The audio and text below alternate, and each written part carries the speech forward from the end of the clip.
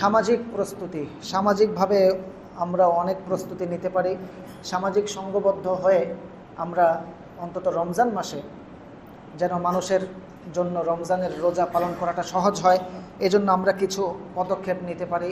এর মধ্যে আছে যারা অসহায় তাদের ইফতারের ব্যবস্থা করা কিংবা খাবার দাবারের ব্যবস্থা করে দেওয়া, পাশাপাশি ইবাদতের যে গুরুত্ব আছে সেটা সমাজে প্রতিষ্ঠা করা। নামাজ চলাকালীন সময়ে কেউ যেন অযথা কার্যকলাপে ব্যস্ত না থাকে, বিশেষ করে হোটেল রেস্টুরেন্ট এগুলো যেন দিনের বেলা খোলা না থাকে। বন্ধ থাকলে একবারে বন্ধ থাকবে, খোলা থাকলে দরজা জানালা একদম খোলা থাকবে, যেন বাহির থেকে দেখা যায় যে ভিতরে কে নাস্তা করছে দিনের বেলা, এটা যেন দেখা যায়। তাহলে লোক লজ্জার ভয়ে সে আর হোটেলে যাবে না। এই যে চা দোকানগুলো বন্ধ থাকবে, এই রমজানে দিনের বেলায় সকল হোটেল রেস্টুরেন্টগুলো বন্ধ রাখতে হবে এবং এই ব্যাপারে সামাজিক সচেতনতা বৃদ্ধি করতে হবে। বিশেষ করে যারা রোগী কিংবা অমুসলিম তাদের জন্য বিশেষ ব্যবস্থাপনায় খাবারের ব্যবস্থা রাখা যেতে পারে। এছাড়াও সামাজিকভাবে আমরা রমজানে অনেক আয়োজন করে থাকি, এর মধ্যে একটি আয়োজন হচ্ছে ইফতার মাহফিল। কিন্তু এই ইফতার মাহফিলে এটা সামাজিক প্রোগ্রাম, পাশাপাশি এটা একটা ইসলামী প্রোগ্রাম, কিন্তু এই প্রোগ্রামটা দিন দিন অনইসলামী প্রোগ্রাম হয়ে যাচ্ছে আর সামাজিক প্রোগ্রামটা অসামাজিক প্রোগ্রাম হয়ে যাচ্ছে। আর কেন হচ্ছে আপনারা ভালোভাবে জানেন। এই ইফতার মাহফিলগুলোতে নারী পুরুষের অবাধ মেলামেশা হয়ে যাচ্ছে। ইফতার মাহফিলগুলোতে কোনো দোয়ার পরিবেশ নেই, যেহেতু ইফতারের আগে দোয়া কবুল হয়, এই ধরনের কোনো পরিবেশ নেই।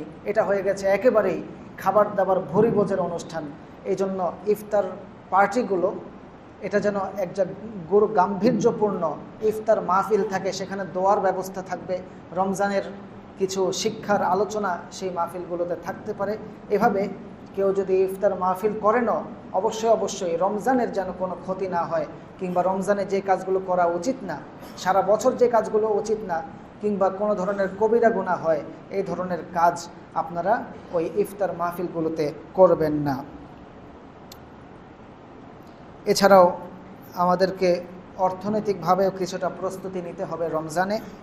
এর মধ্যে আছে, যদিও জাকাত আমাদেরকে প্রত্যেক বছর যার যার নেশাব পরিমাণ সম্পদ অনুযায়ী যেই মাসেই জাকাতের মালিক হবে, পরের বছর তাকে আরবি মাস অনুযায়ী সেই মাসেই জাকাত দিতে হবে, কিন্তু আমরা অনেকেই এটাকে রমজানে দেওয়ার নিয়ম বানিয়ে ফেলেছি, যদিও সেটা উচিত নয়। তবুও যারা রমজানের জাকাত দিতে চান তাদের জাকাত আদায় হয়ে যাবে, সেটা জাকাতটা আদায় হবে আপনার বকেয়া হিসেবে।